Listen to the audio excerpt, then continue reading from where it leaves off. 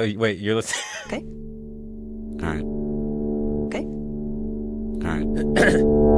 You're Listening to Radio Lab.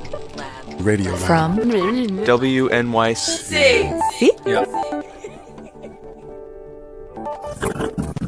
I'm Jad Abumrad. I'm Robert Krulwich, and you know what this is. This is Radio Lab. Yeah.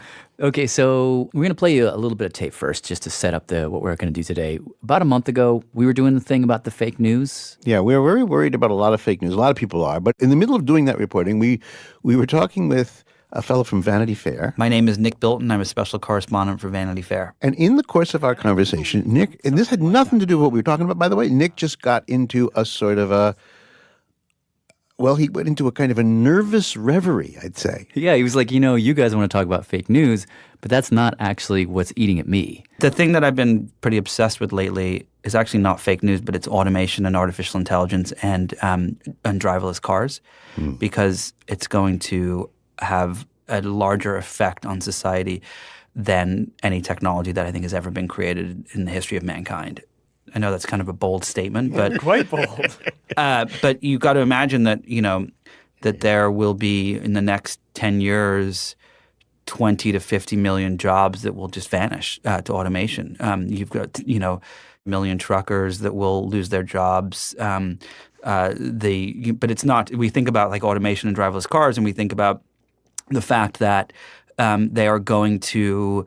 The people that just drive the cars, like the taxi drivers and the truckers, are going to lose their jobs. But what we don't realize is that there are entire industries that are built around just cars. So, for example, if you're not driving the car, why do you need insurance? There's no parking tickets because your driverless car knows where it can and cannot park and goes and finds a spot and moves and so on. If there are truckers that are no longer using rest stops because driverless cars don't have to stop and pee or take a nap, then all of those little rest stops all across America are affected. People aren't stopping to use the restrooms. They're not buying burgers. They're not staying in these hotels and so on and so forth. And then if you look at driverless cars to a next level, the whole concept of what a car is going to change. So, for example, right now, a car has 5 seats and a wheel. But if I'm not driving, well, what's the point of having 5 seats and a wheel? You could imagine that you take different cars. So maybe when I was on my way here to this interview, I wanted to work out. So I called a driverless gym car. Or I have a meeting out in Santa Monica after this, and it's an hour. So I call a movie car to watch a movie on the way out there. Or an office car, and I pick up someone else, and we have a meeting on the way. And all of these things are going to happen not in a vacuum, but simultaneously. There's, pizza delivery drivers are going to be replaced by robots that will actually cook your pizza on the way to your house in a little box and then deliver it. And so, kind of a little bit of a long-winded answer, but I truly do think that it's going to have a massive, massive effect on society.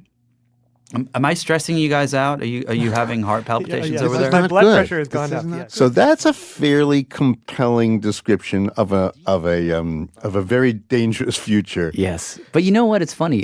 One of the things we couldn't use that tape, initially at least. Right. But we kept thinking about it because it actually weirdly points us back to a story we did about a decade ago. The story of a moral problem that's about to get totally reimagined. It may be that what Nick is worried about and what we were worried about 10 years ago have now come dangerously close together. So what we thought we would do is we're going to play you the story as we did it then, sort of the full segment, and then we're going to amend it on the back end. And by way of just disclaiming, this was at a moment in our development where there's just like way too many sound effects, just gratuitous. Well, you don't have to apologize for No, that. Those I'm were great going to sound effects. apologize because it was just too much. Just too much. And also, like, we talk about the fMRI machine like it's this, like, amazing thing when it's sort of commonplace now. Anyhow, it doesn't matter. We're going to play it for you and then talk about it on the back end. We start with a description of something called the trolley problem. You ready? Yeah. All right. You're near some train tracks. Go there in your mind. Okay. There are 5 workers on the tracks working. They've got their backs turned to the trolley, which is coming in the distance. You mean they're repairing the track? They are repairing the This track. is unbeknownst to them, the trolley is approaching. They don't see it. You can't shout to them. Okay.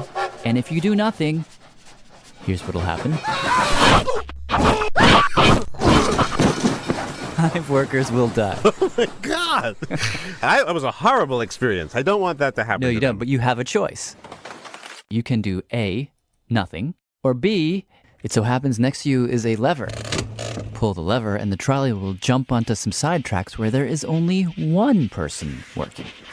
So if the so if the trolley goes on the second track, it will kill the one guy. Yeah, so there's your choice. Do you kill one man by pulling a lever, or do you kill 5 men by doing nothing? Well, I'm going to pull the lever. Naturally. All right, here's part 2. You're standing near some train tracks. 5 guys are on the tracks, just as before, and there is I the hear trolley train coming. Right. The same 5 guys working on the Same track. 5 guys. Backs to the train, they can't see anything. Yeah, exactly. However, I'm going to make a couple changes. Now you're standing on a footbridge that passes over the tracks. You're looking down onto the tracks. There's no lever anywhere to be seen, except next to you, there is a guy. What do you mean there's a guy? A large guy, large individual, standing next to you on the bridge, looking down with you over the tracks, and you realize, wait, I can save those 5 workers if I push this man. Give him a little tap. He'll land on the tracks and He stop stops the the train. Right. Oh, yeah, I'm not going to do that. I'm not going to do that. But surely you realize the math is the same. You mean I'll save 4 people this way? Yeah. Yeah, but this time I'm pushing the guy. Are you insane? No. All right, here's the thing. If you ask people these questions, and we did, starting with the first, is it okay to kill 1 man to save 5 using a lever? 9 out of 10 people will say. Yes. Yes. Yeah. But if you ask them, is it okay to kill 1 man to save 5 by pushing the guy? 9 out of 10 people will say. No. Never. No. It is practically universal.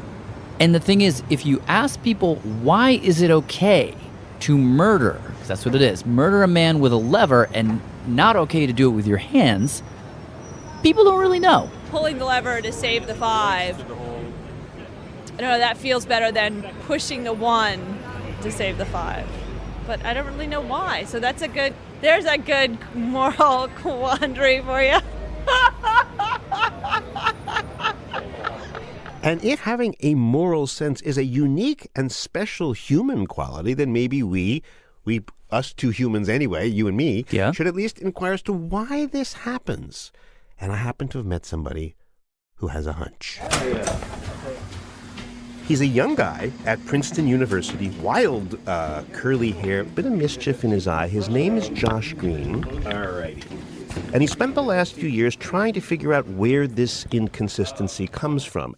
How do people make this judgment? Forget whether or not these judgments are right or wrong, just what's going on in the brain that makes people distinguish so naturally and intuitively between these 2 cases, which from an actuarial point of view are very, very, very similar, if not identical. Josh is, by the way, a philosopher and a neuroscientist, so this gives him special powers. He doesn't sort of sit back in a chair, smoke a pipe, and think, now, why do you have these differences? He says, no, I would like to look inside people's heads, because in our heads we may find clues as to where these feelings of revulsion or acceptance come from. In our brains. So we're here in the control room. What you basically just see is... And it just so happens that in the basement of Princeton, there was this, a big circular thing. Yeah, it looks kind of like an airplane engine. 180,000-pound brain scanner. I'll tell you a funny story. You can't have any metal in there because of the magnet. So we have this long list of questions that we ask people to make sure they can go in. Do you have a pacemaker? Have you ever worked with metal? Blah, blah, blah, blah. Have you ever worked with metal? Yeah, because you can have little flecks of metal in your eyes that you would never even know are there from having done metalworking. And one of the questions is whether or not you wear a wig or anything like that, because they often have metal wires and like that. And there's this very nice woman who does brain research here who's Italian, and she's asking her subjects over the phone all these screening questions. And so I have this person over to dinner. She said, yeah, I ended up... doing this study, but it has to be the weirdest questions. This woman's like, do you have a herpes? And and I'm like, what does it have to do with if I have herpes or not? If I want to see, anyway. And she said, she said, do you have a hairpiece? But so now she asks people if you wear a wig or whatever. Anyhow, what Josh does is he invites people into this room, has them lie down on what is essentially a cot on rollers, and he rolls them into the machine. Their heads are braced, so they're sort of stuck in there. You ever done this? Oh, yeah. Yeah, several times. And then he tells them stories. He tells them the same 2, trolley tales that you told before. Mm-hmm. And then at the very instant that they're deciding whether I should push the lever or whether I should push the man, at that instant, the scanner snaps pictures of their brains. And what he found in those pictures was, frankly, a little startling. He showed us some. All right, I'll show you some stuff. Okay, let me think. The picture that I'm looking at is a sort of it's a brain looked, I guess, from the top down. Yep, it's top down and sort of sliced, like a deli slicer. And the first slide that he showed me was a human brain being asked the question, would you pull the lever? And the answer in most cases was yes. Yeah, I'd pull the lever. When the brain's saying yes, you'd see little kind of peanut-shaped spots of yellow. This little guy right here and these two guys right there. The brain was being active in these places. And oddly enough, whenever people said yes, Yes. to the lever question, the very same pattern lit up. Then he showed me another slide. This was a slide of a brain saying, no, I would not push the man. I will not push the large man. And in this picture, this one we're looking at here, it was a totally different constellation of regions that lit up. This is the no, no, no crowd. I think this is part of the no, no, no crowd. So when people answer yes to the lever question, there are places in their brain which glow? Right. But when they answer, no, I will not push the man, then you get a completely different part of the brain lighting up. Even though the questions are basically the same. Mm-hmm. What does that mean? I mean, what does Josh make of this? Well, he has a theory about this. A theory, not proven, but I think that this is what I think the evidence suggests. He suggests that the human brain doesn't hum along like one big unified system. Instead, he says maybe in your brain, in every brain, you'll find little warring tribes, little subgroups. One that is sort of doing a logical sort of counting kind of thing. You've got one part of the brain that says, 5 lives versus 1 life. Wouldn't it be better to say 5 versus 1? And that's the part that would glow when you answer, yes, I'd pull the lever. Yeah, pull the lever. But there's this other part of the brain, which really, really doesn't like personally killing another human being and gets very upset at the fat man case and shouts, in effect, no! No! It understands it on that level and says, No! No! no, bad, don't do. No, I don't think I could push. No, never. A person. No. Instead of having sort of one system that just sort of churns out the answer in Bing, we have multiple systems that give different answers, and they duke it out, and hopefully out of that competition comes morality.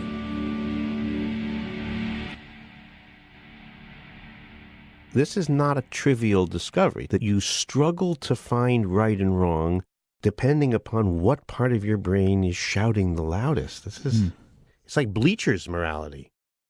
Do you buy this? I just don't know. Yeah.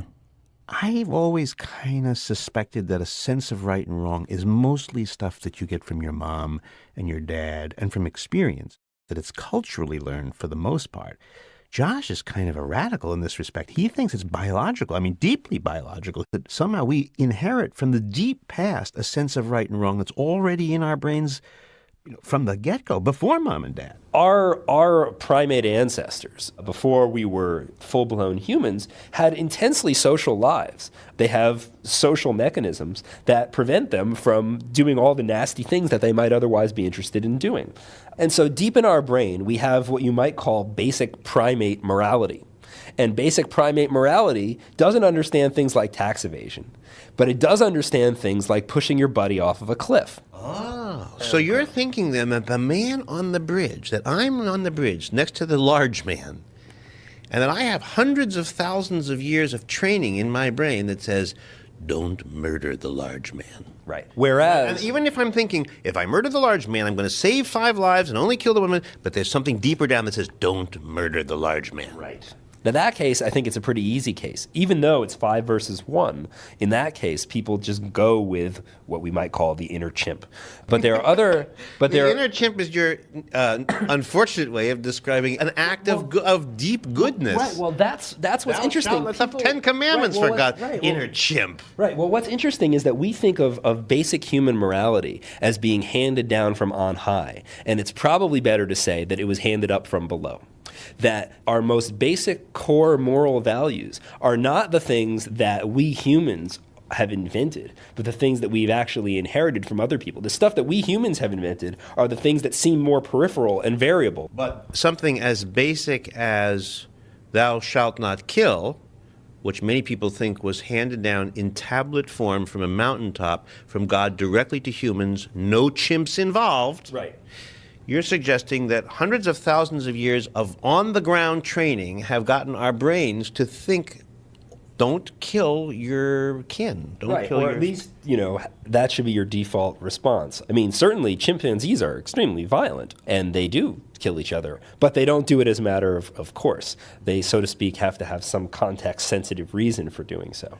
So now we're getting to the rub of it. You think that profound moral positions may be somehow embedded in brain chemistry? Yeah. And Josh thinks there are times when these different moral positions that we have embedded inside of us, in our brains, when they can come into conflict. And in the original episode, we went into one more story. This one you might call the crying baby dilemma. The situation is somewhat similar to the last episode of MASH, for people who are familiar with that. But the way we told the story, it goes like this. It's wartime. There's an enemy patrol coming down the road. You're hiding in the basement with some of your fellow villagers. Let's kill those lights. And the enemy soldiers are outside. They have orders to kill anyone that they find. Quiet. Now, nobody make a sound until they've passed us. So there you are, you're huddled in the basement. All around you are enemy troops, and you're holding your baby in your arms.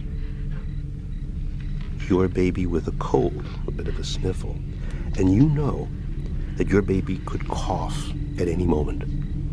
If they hear your baby, they're going to find you and the baby and everyone else, and they're going to kill everybody. And the only way you can stop this from happening is cover the baby's mouth. But if you do that, the baby's going to smother and die. If you don't cover the baby's mouth, the soldiers are going to find everybody, and everybody's going to be killed, including you, including your baby. Then you have the choice. Would you smother your own baby to save the village? Or would you let your baby cough, knowing the consequences? And this is a very tough question. People take a long time to think about it. And some people say yes, and some people say no. Children are a blessing and a gift from God, and we do not do that to children. Yes, I think I would kill my baby to save everyone else and myself. No, I would not kill the baby. I feel because it's my baby, I have the right to terminate the life. I'd like to say that I would kill the baby, but I don't know if I'd have the inner strength. No, if it comes down to killing my own child, my own daughter, or my own son, then I choose death. Yeah, if you have to, because it was done in World War II. When the Germans were coming around, there was a mother that had a baby that was crying, and rather than be found, she actually suffocated the baby, but the other people lived. Sounds like an old MASH thing. No, you do not kill your baby. In the final MASH episode, the Korean woman who's a character in this piece, she murders her baby. She killed it. She killed it. Oh my God! Oh my God!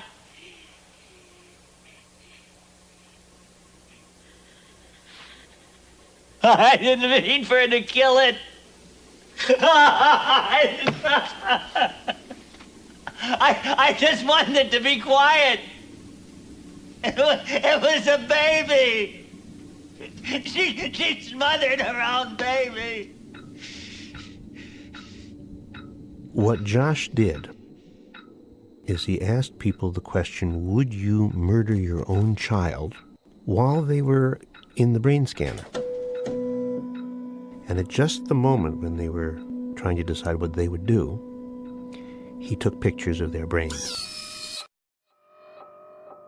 And what he saw, the contest we described before, was global in the brain. It was like a world war. That gang of accountants, that part of the brain was busy calculating till a whole village could die, But the older and deeper reflex also was lit up, shouting, don't kill the baby. No, don't kill the baby. No. Inside, the brain was literally divided. Do the calculations. Don't kill the baby. Do the calculations. Two different tribes in the brain literally trying to shout each other out. And Jed, this was a different kind of contest than the ones we talked about before. Remember before, when people were pushing a man off of a bridge, overwhelmingly their brains yelled, no, don't push the man. And when people were pulling a lever, overwhelmingly, yeah, pull the lever. Right. There it was distinct. Here, I don't think really anybody wins. Well, who breaks the tie? I mean, they had to answer something, right? That's a good question. And now, is there what happens? Is it just two cries that fight each other out, or is there a judge? Well, that's an interesting question, and that's one of the things that we're looking at. When you are in this moment with parts of your brain contesting, there are two brain regions. These two areas here, towards the front. Right behind your eyebrows, left and right, that light up.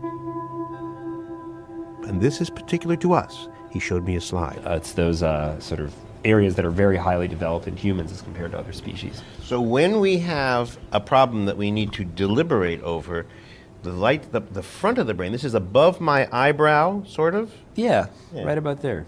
And there's two of them, one on the left and one on the right. Bilateral.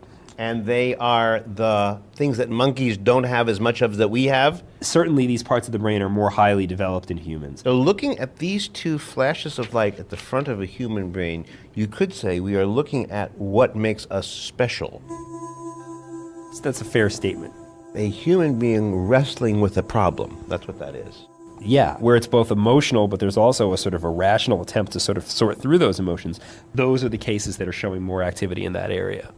So in those cases, when these dots above our eyebrows become active, what are they doing? Well, he doesn't know for sure, but what he found is in these close contests, whenever those nodes are very, very active, it appears that the calculating section of the brain gets a bit of a boost, and the visceral inner chimp section of the brain is kind of muffled. No!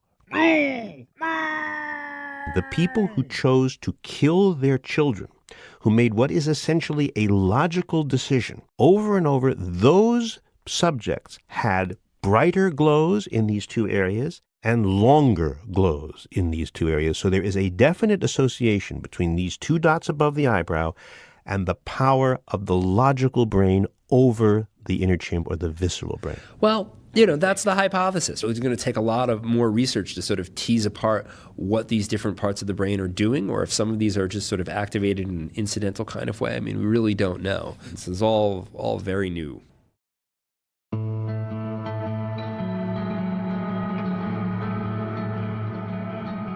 Okay, so that was the story we put together many, many, many years ago, about a decade ago.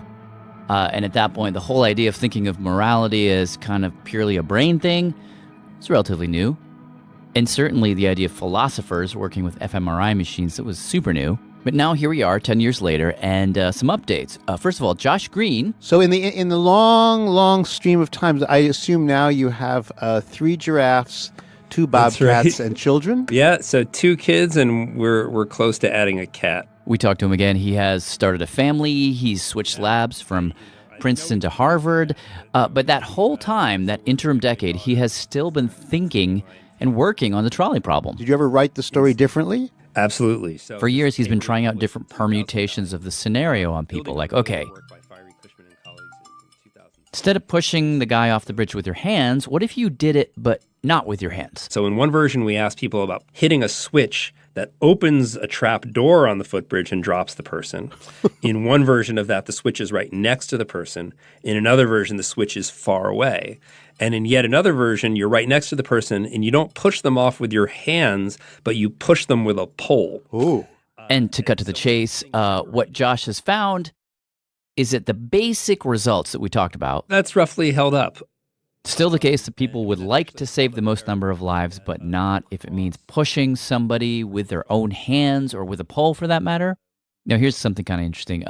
He and others have found that there are 2 groups that are more willing to push the guy off the bridge.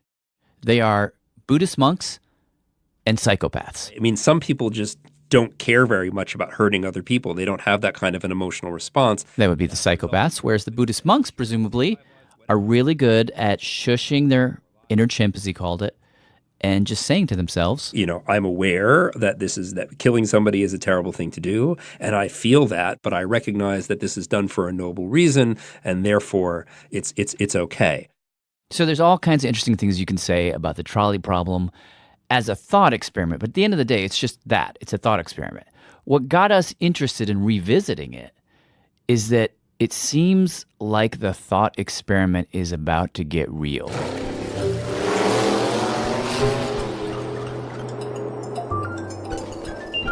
That's coming up right after the break.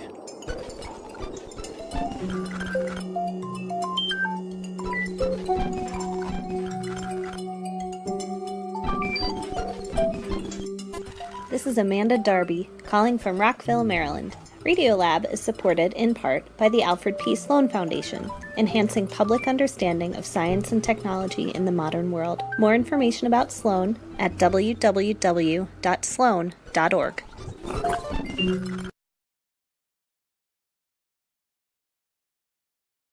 Jad Robert Radiolab. Okay, so where we left it is that the trolley problem's about to get real. Here's how Josh Green put it. Now as we're entering the age of self-driving cars, this is like the trolley problem now finally come to life. Oh, this car is coming! Oh! The future of the automobile is here. Oh, this car is... Autonomous vehicles. It's here. Feel this? First self-driving Volvo will be offered to customers in 2021. Never. Ah! Ah! Oh, where's it going? This legislation is the first of its kind, focused on the car of the future that is more of a supercomputer on wheels. Oh! Oh, is the car coming? Okay, so self-driving cars, unless you've been living under a muffler, they are coming. It's going to be a little bit of an adjustment for some of us. Yeah, hit the brakes, hit the brakes. But what Josh meant when he said it's the trolley problem come to life is basically this. Imagine this scenario. The self-driving car now is headed towards a bunch of pedestrians in the road. The only way to save them is to swerve out of the way, but that will run the car into a concrete wall and it will kill the passenger in the car. What should the car do? Should the car go straight and run over, say, those 5 people, or should it swerve and kill the one person? That suddenly is a real-world question. If you ask people in the abstract, like what theoretically should a car in this situation do? They're much more likely to say, I think you should sacrifice one for the good of the many. They should just try to do the most good or avoid the most harm. So if it's between 1 driver and 5 pedestrians? Logically, it would be the driver. Kill the driver. Be selfless. I think it should kill the driver.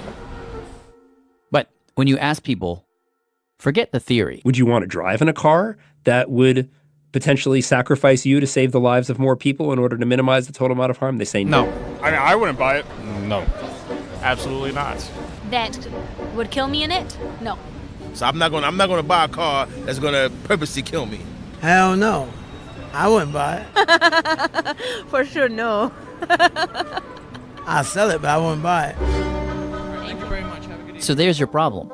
People would sell a car and an idea of moral reasoning that they themselves wouldn't buy. And last fall, an exec at Mercedes-Benz face planted right into the middle of this contradiction. Welcome to Paris, one of the most beautiful cities in the world, and welcome to the 2016 Paris Motor Show, home to some of the most beautiful cars in the world. Okay, October 2016, the Paris Motor Show, you had something like 1 million people coming in over the course of a few days. All the major car makers were there. Here is Ferrari. You can see the LaFerrari Aperta, and of course the new GT4C Lusso T. Everybody was debuting their new cars. And one of the big presenters in this whole affair was this guy. In the future, you'll have cars where you don't even have to have your hands on the steering wheel anymore, but maybe you watch a movie on the head-up display, or maybe you want to do your emails. That's really what we are striving for. This is Christoph von Hugo, a senior safety manager at Mercedes-Benz. He was at the show sort of demonstrating a prototype of a car that could sort of self-drive its way through traffic. In this E-Class today, for example, you've got a maximum of comfort and support systems. You'll actually look forward to being stuck in traffic jams, won't you? Oh, of course, of course. He was doing dozens and dozens of interviews through the show, and in one of those interviews, unfortunately this one we don't have on tape, he was asked, what would your driverless car do in a trolley problem type dilemma, where maybe you have to choose between one or many? And he answered, quote, if you know you can save one person, at least save that one. If you know you can save one person, save that one person. Save the one in the car. This is Michael Taylor, correspondent for Car and Driver magazine. He was the one that Christoph von Hugo said that to. If you know for sure that one thing, one death can be prevented, then that's your first priority. Now, when he said this to you, this is producer Amanda Ronchek. Did it seem controversial at all in the moment? In the moment, it seemed incredibly logical. I mean, all he's really doing is saying what's on people's minds, which is that... No. I mean, I wouldn't buy it. Who's going to buy a car? that chooses somebody else over them. Anyhow, he makes that comment, Michael prints it, and a kerfuffle ensues. Save the one in the car, that's Christoph von Hugo from Mercedes. But then when you lay out the questions, you sound like a bit of a heel because you want to save yourself as opposed to the pedestrian. Doesn't it ring, though, of like just privilege? It does, yeah, it does. Wait a second, what would you do? It's you or a pedestrian? And it's just, I don't know anything about this pedestrian. It's just you or a pedestrian, just a regular guy walking down the street. Screw everyone who's not in a Mercedes. And there was this kind of uproar about that. How dare you drive these selfish, make these selfish cars? And then he walked it back and he said, no, what I mean is that just that we have a better chance of protecting the people in the cars, so we're going to protect them because they're easier to protect. But of course, there's always going to be trade-offs. Yeah. And those trade-offs could get really, really tricky and subtle. Because obviously these cars have sensors. Sensors like cameras, radars, lasers, and ultrasound sensors. This is Raj Kumar. He's a professor at Carnegie Mellon. I'm the co-director of the GM CMU Connected and Autonomous Driving Collaborative Research Lab. He is one of the guys that is writing the code that will go inside GM's driverless car. And he says, the sensors at the moment on these cars still evolving. Pretty basic. We are very happy if today we can actually detect a pedestrian, can detect a bicyclist, a motorcyclist, different vehicles of different shapes, sizes, and colors. But he says it won't be long before you can actually know a lot more about who these people are. Eventually, they will be able to detect people of different sizes, shapes, and colors. Like, that's a skinny person, that's a small person, tall person, black person, white person, that's a little boy, that's a little girl. So forget the basic moral math. Like, what does a car do if it has to decide, do I save this boy or this girl? What about two girls versus one boy and an adult? How about a cat versus a dog? A 75-year-old guy in a suit versus that person over there who might be homeless? You can see where this is going. And it's conceivable the cars will know our medical records. And back at the car show, we've also heard that term car-to-car communication. Well, that's also one of the enabling technologies in highly automated driving. Mercedes guy basically said in a couple of years, the cars will be networked. They'll be talking to each other. So just imagine a scenario where cars are about to get into accidents and right at the decision point, they're conferring. Well, who do you have in your car? Me, I got a 70-year-old Wall Street guy, makes 8 figures. How about you? Well, I'm a bus full of kids. Kids have more years left. You need to move. Well, hold up. I see that your kids come from a poor neighborhood and have asthma, so I don't know. So you can basically tie yourself up in knots, wrap yourself around an axle. We do not think that any programmer should be given this major burden of deciding who survives and who gets killed. I think these are very fundamental, deep issues that society has to decide at large. I don't think a programmer eating pizza and sipping Coke should be making that call. How does society decide? I mean, help me imagine that. I think it really has to be an evolutionary process, I believe. Raj told us that 2 things basically need to happen. First, we need to get these robocars on the road, get more experience with how they interact with us human drivers and how we interact with them. And 2, there need to be industry-wide summits. No one company is going to solve that. This is Bill Ford Jr. of the Ford Company giving a speech in October of 2016 at the Economic Club of D.C. And we have to have, because could you imagine if we had one algorithm and Toyota had another and General Motors had another? I mean, it would be, obviously you couldn't do that. Because what if the Tibetan cars make one decision and the American cars make another? So we need to have a national discussion on ethics, I think, because we've never had to think of these things before, but the cars will have the time and the ability to do that.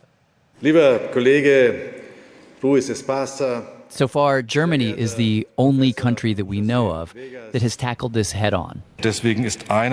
One of the most significant points the Ethics Commission made is that autonomous and connected driving is an ethical imperative. The government has released a code of ethics that says, among other things, that self-driving cars are forbidden to discriminate between humans in almost any way. Not on race, not on gender, not on age, nothing. These shouldn't be programmed into the cars. One can imagine a few clauses being added in the Geneva Convention, if you will, of what these automated vehicles should do. A globally accepted standard, if you will. How we get there, to that globally accepted standard, is anyone's guess. and what it will look like, whether it'll be like a coherent set of rules or like rife with the kind of contradictions we see in our own brain, that also remains to be seen. But one thing is clear. Oh, there's cars coming! Oh, there's cars! Oh, there are cars coming Bill, this... with their questions. Put me back for me controlling! Oh, dear Jesus! I could never... Oh, where's it going? God damn, Bill! Oh, my God! Okay, we do need to caveat all of this by saying that the moral dilemma we're talking about in the case of these driverless cars is going to be super rare. Mostly what'll probably happen is that, like, the plane loads full of people that die every day from car accidents, well, that's just going to hit the floor. And so you have to balance the few cases where a car might make a decision you don't like against the massive number of lives saved. I was thinking actually of a different thing. I was thinking, even though you dramatically bring down the number of bad things that happen on road, you dramatically bring down the collisions, you dramatically bring down the mortality, you dramatically lower the number of people who are drunk coming home from a party and just ram someone sideways and killing 3 of them and injuring 2 of them for the rest of their lives. Those kinds of things go way down. But the ones that remain are engineered, like they are calculated, almost with foresight. Mm-hmm. So here's the difference. And this is just an interesting difference. Like, oh, damn, that's so sad that happened, that guy got drunk and da-da-da, and maybe he should go to jail. But you mean that the society engineered this in? That is a big difference. One is operatic and seems like the forces of destiny, and the other seems mechanical and pre-thought through. Premeditated, And yeah. there's something dark about a premeditated expected death. And I don't know what you do about that. Like, everybody's on the hook for that. In the particulars, it feels dark. It's a little bit like when, should you kill your own baby to save the village? Like in the particular instance of that one child, it's dark. But against the backdrop of the lives saved, it's just a tiny pinprick of darkness. That's all it is. Yeah, but you know how humans are. If you argue back that, yes, a bunch of smarty pantses concocted a mathematical formula which meant that some people had to die, and here they are. They're many fewer than before. A human being, just like Josh would tell you, would have a roar of feeling and of anger and saying, how dare you engineer this in? No, no, no, no, no. And that human being needs to meditate like the monks to silence that feeling, because the feeling in that case is just getting in the way. Yes and no. And that may be impossible unless you're a monk, for God's sake. See, we're right back where we started now. Yeah, all right, we should go. Chad, you have to thank some people, no? Yes. This piece was produced by Amanda Aronchek with help from Bethel Habte. Special thanks to Iyad Rawan, Edmund Awad, and Sidney Levine from the Moral Machine Group at MIT. Also thanks to Sirtak, Karaman, Xin Shang, and RoboRace for all their help. And I guess we should go now. Yeah. I'm Jad Abumrad. I'm not getting into your car. If you don't mind. Just take my own. I'm going to rig up an autonomous vehicle to the bottom of your bed. So you're going to go to bed and suddenly find yourself on the highway driving you wherever I want. No, you won't. Anyhow, okay, we should go. Yeah. I'm Jad Abumrad. I'm Robert Krulwich. Thanks for listening.